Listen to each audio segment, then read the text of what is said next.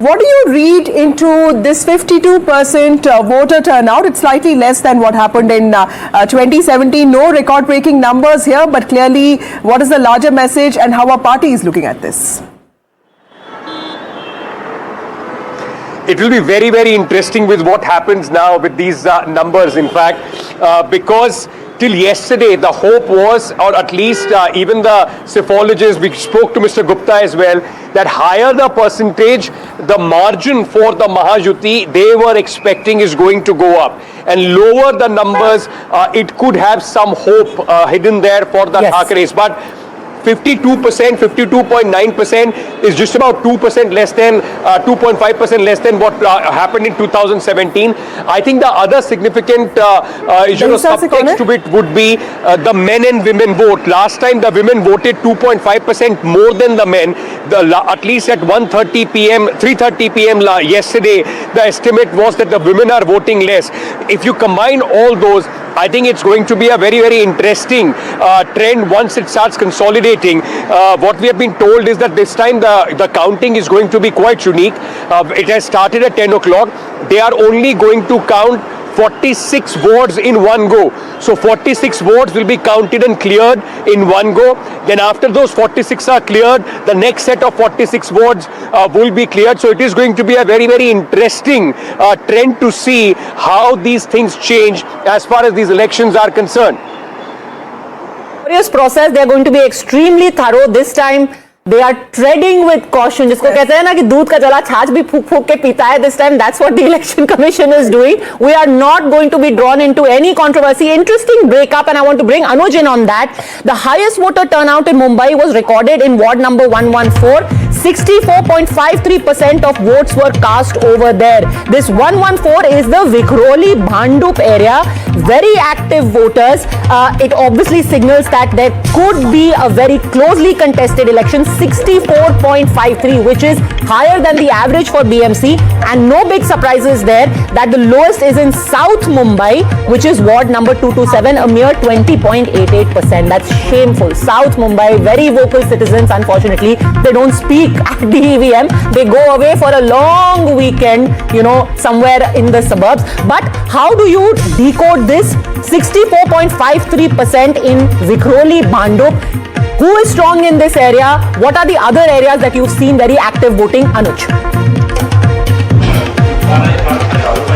You know, as far as Mumbai suburbs are concerned, be it in the northern parts or especially the Marathi suburbs and the ones that you mentioned as well, these are the Thackeray strongholds. In fact, these were the places for which Uddhav Thackeray's UBT and Raj Thackeray's MNS were fighting neck to neck in the seat sharing negotiation.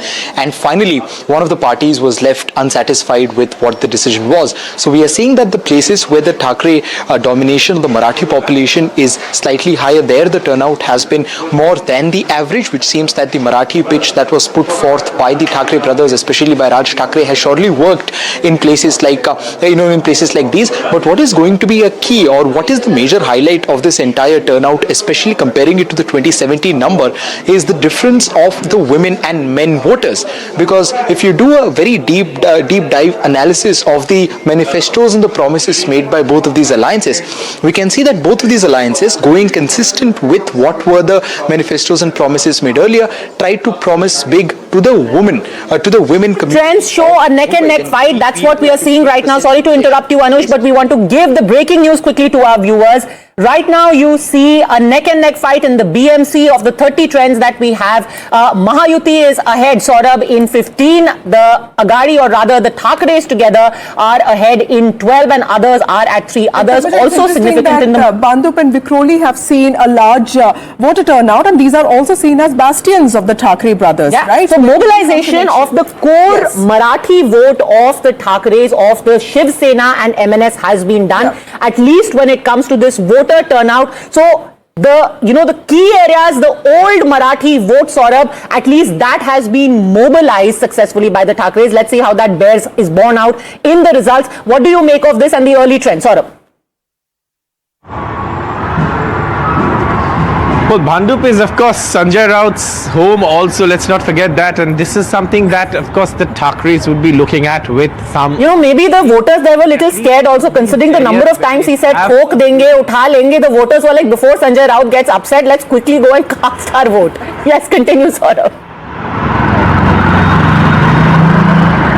Yes, so the Thakres would be happy with that part of the result, that, you know, there is a high turnout there, which means their mobilization on the ground has had the desired effect, that voters have come out and voted.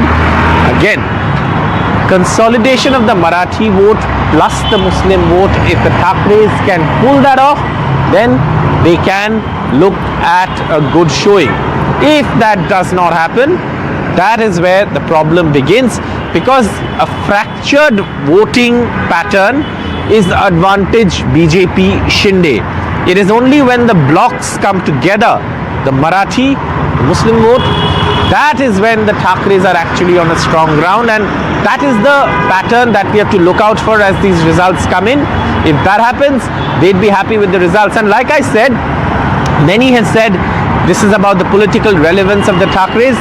Electorally, yes, it's important, but the political relevance of the Thakres is something that you know, we asked Sanjay Raut also in our NDTV Play conclave. He said results don't matter. The Shiv Sena has lost many elections, but the Thakres have remained relevant. But having said that, this is going to be a very, very important election, and don't go by the scenes outside Matoshri now. It has always been a trend that people don't turn up early in the morning on counting day. It happens much later in the day. But sort of, you know, this election is also in some way a reference on the Marathi psyche and how that has really changed. Ankit, you know, Dahisar is one of those areas where we saw BJP Eknath Shinde fight, and the Ganesh Naik factor has been so fascinating. What is it that you picked up while you were in Mumbai?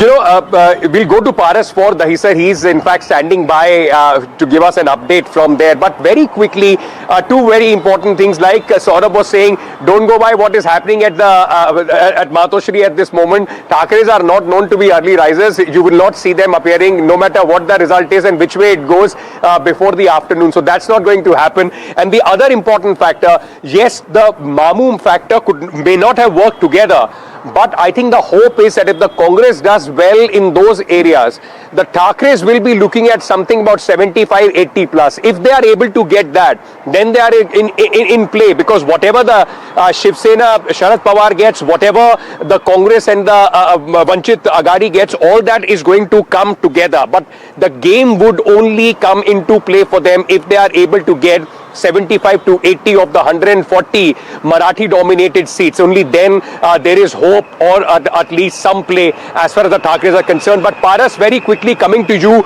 for Dahisar, as Vasudha was saying, some very interesting you know, games and play there as well, political ploys. What's happening there? What is the trends which are coming in?